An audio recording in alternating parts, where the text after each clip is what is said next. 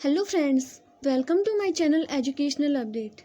तो फ्रेंड्स, कैसे हैं आप सब। वर्तमान में शिक्षा विभाग में काफ़ी सारी भर्तियां आई हैं, तो उसके लिए राष्ट्रीय शिक्षा नीति 2020 एक महत्वपूर्ण टॉपिक है। तो आइए बात करते हैं राष्ट्रीय शिक्षा नीति 2020 के बारे में। तो सबसे पहली शिक्षा नीति कब लागू हुई थी? 1968 में। किसकी सिफारिश पर? कोठारी आयोग द्वारा सिफारिश की। पहली शिक्षा नीति 1968 में कोठारी आयोग द्वारा सिफारिश की गई। दूसरी शिक्षा नीति 1986 में राममूर्ति समिति द्वारा सिफारिश की गई। और ये कौन से मॉडल पर आधारित थी? 10+2+3, मतलब कक्षा 1 से लेकर कक्षा 10 तक, फिर 10 से लेकर 12 तक, और प्लस 3 ईयर्स का ग्रेजुएशन का पाठ्यक्रम। इस आधार पर दूसरी शिक्षा नीति कार्यरत थी। इसे मंजूरी दी गई थी 29 जुलाई 2020 को डॉक्टर कस्तूरी रंगन द्वारा सिफारिश। 21वीं सदी की पहली शिक्षा नीति, तीसरी शिक्षा नीति। तीसरी शिक्षा नीति जो 2020 की लागू हुई थी, उसे 1986 की मतलब दूसरी शिक्षा नीति को रिप्लेस किया गया था। उसकी जगह पर तीसरी शिक्षा नीति आई थी। 29 जुलाई 2020 को मंजूरी दी गई थी और डॉक्टर के कस्तूरी रंगन द्वारा सिफारिश पर 21वीं सदी की पहली शिक्षा नीति। इसका उद्देश्य था प्रत्येक छात्र की प्रतिभा को सामने लाना।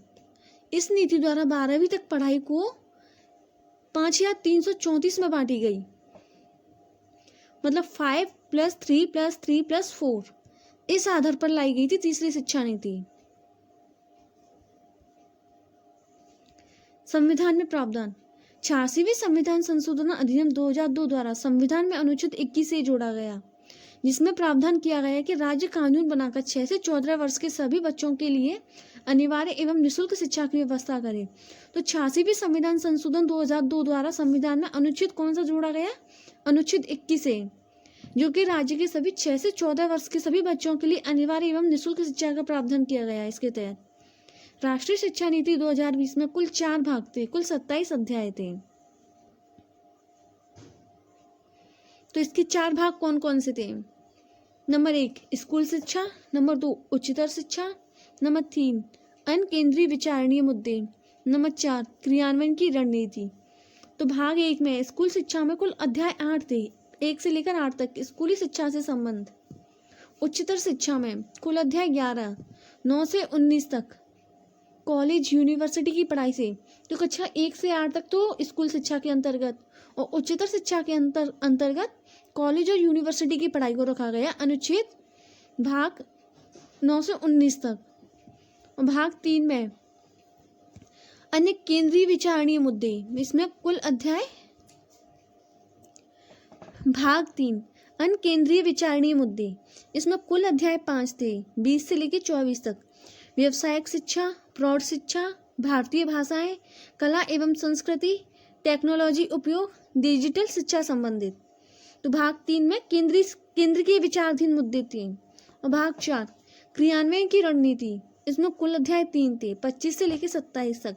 केंद्रीय शिक्षा सलाहकार बोर्ड, वित्त पोषण, गुणवत्ता से संबंधित। इस प्रकार राष्ट्रीय शिक्षा नीति 2020 में कुल 4 भाग थे और कुल अध्याय 27 थे। स्कूल शिक्षा, उच्चतर शिक्षा, अन्य केंद्रीय विचारणीय मुद्दे और क्रियान्वयन की रणनीति। 2020 की नई शिक्षा नीति में 12वीं तक की पढ़ाई को 5+3+3+4 में बांटी गई। शुरुआत के 5 वर्ष स्कूली शिक्षा, शुरुआत के 5 वर्ष फाउंडेशन स्टेज रहेगी, जिसमें एनसीईआरटी द्वारा तैयार की जाएगी। प्रथम 3 वर्ष प्री प्राइमरी, इसमें खेलकूद एवं अन्य गतिविधियां करवाई जाएंगी। मतलब शुरुआत के जो 5 वर्ष थे वो फाउंडेशन स्टेज रहेगी, मतलब 3 वर्ष तो प्री प्राइमरी, जिसमें खेलकूद एवं अन्य गतिविधियां। चौथा 5वां वर्ष, इसमें पहली और दूसरी कक्षा की पढ़ाई करवाई जाएगी। थर्ड, फोर्थ और फिफ्थ, तीसरी के तहत 5+3+, थर्ड, फोर्थ और फिफ्थ 3 क्लास पढ़ाई जाएंगी। इन कक्षाओं में विज्ञान, सामाजिक विज्ञान, गणित, कला के विषय पढ़ाए जाएंगे। कक्षा 3 से 5 तक की पढ़ाई को प्रीपरेटरी स्टेज कहा गया। तो फ्रेंड्स, आप एक बार ये स्टेज देख लीजिएगा। 1 से लेके 5 तक फाउंडेशन स्टेज और 3 से लेके 5 तक को प्रीपरेटरी स्टेज कहा जाएगा। Third stage. इन तीनों कक्षाओं में मिडिल स्टेज की पढ़ाई की होगी। इनका निश्चित सिलेबस होगा। कक्षा 6 से प्रोफेशनल और कौशल विकास कोर्स की शुरुआत हो जाएगी। मतलब कक्षा 6 से ही बच्चों को आगे की रणनीति के लिए पहले से कक्षा 6 से ही तैयार किया जाएगा। और सबसे लास्ट 4, ये लास्ट स्टेज रहेगी। इसमें किसी विषय में गहरी समझ पैदा की जाएगी। छात्रों का विश्लेषण क्षमता को बढ़ाया जाएगा। 9 से 12वीं तक की पढ़ाई सेमेस्टर आधारित होगी। रिपोर्ट कार्ड 300 डिग्री असेसमेंट के आधार पर होगा। तो फ्रेंड्स आप एक बार इसे देख लीजिएगा, ये कितना इंपॉर्टेंट है। 9 से 12 तक की पढ़ाई सेमेस्टर आधारित होगी। रिपोर्ट कार्ड 360 डिग्री असेसमेंट के आधार पर होगा। विशेष बात है 5वीं तक की पढ़ाई मातृभाषा, स्थानीय भाषा, राष्ट्रीय भाषा में की जाएगी। ये जरूरी नहीं है कि बच्चों को फर्स्ट से लेकर 5th तक सिर्फ इंग्लिश ही पढ़ाया जाए। अगर किसी को इंग्लिश समझ नहीं आ रही तो उसे मातृभाषा और स्थानीय भाषा में ही शिक्षा दी जाएगी। 6वीं कक्षा से ही बच्चे कंप्यूटर कोडिंग सीख सकेंगे। वर्तमान में जो मतलब 6वीं कक्षा से बच्चे कंप्यूटर कोडिंग सीख सकेंगे और इससे पहले कक्षा 10वीं या कक्षा 12वीं से कंप्यूटर कोडिंग स्टार्ट करी जाती थी। स्नातक स्तर पर 1 साल पढ़ाई करके छोड़ने पर सर्टिफिकेट मिलेगा।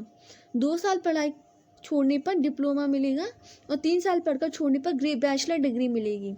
4 साल पढ़ने पर रिसर्च के साथ डिग्री मिलेगी। नई शिक्षा नीति में एमफिल को समाप्त कर दिया गया है। मतलब जिसने 1 साल तक पढ़ के पढ़ाई छोड़ दी है ग्रेजुएशन स्तर पर तो उसे सर्टिफिकेट, और उसने 2 साल पढ़ के पढ़ाई छोड़ दी है तो उसे डिप्लोमा, मतलब उनकी पढ़ाई बर्बाद नहीं होगी, उन्हें उनका सर्टिफिकेट मिलेगा। 3 साल पढ़कर छोड़ने पर बैचलर डिग्री और 4 साल पढ़कर छोड़ने पर रिसर्च के साथ डिग्री मिलेगी। शिक्षा नीति 2020 के तहत मानव संसाधन विकास मंत्रालय का नाम बदलकर शिक्षा मंत्रालय कर दिया गया। तो फ्रेंड्स ये क्वेश्चन आया हुआ है कि मानव संसाधन विकास मंत्रालय का नया नाम क्या किया गया है? शिक्षा मंत्रालय। 2030 तक ग्रॉस एनरोलमेंट रेशियो को 100% करने का लक्ष्य। इस नीति के तहत शिक्षा पर अब जीडीपी का 6% खर्च करने का लक्ष्य। पहले जीडीपी का 1.8% खर्च होता था, वर्तमान में 6% शिक्षा पर खर्च करने का लक्ष्य रखा गया है। इस नीति के तहत स्कूलों में सप्ताह में 29 घंटे पढ़ाई होगी। नई शिक्षा नीति लागू करने वाला प्रथम राज्य कर्नाटक। तो फ्रेंड्स आप देख सकते हैं कि 2020 की नई शिक्षा नीति वर्तमान की जो टीचिंग में भर्तियां आई हुई हैं उसके लिए कितनी इंपॉर्टेंट है, और इसमें से कोई ना कोई क्वेश्चन पूछा ही जाता है। इसमें से 2-3 क्वेश्चन पूछे जाते हैं टीचिंग के एग्जाम्स में। तो अगर आपको वीडियो पसंद आए तो लाइक शेयर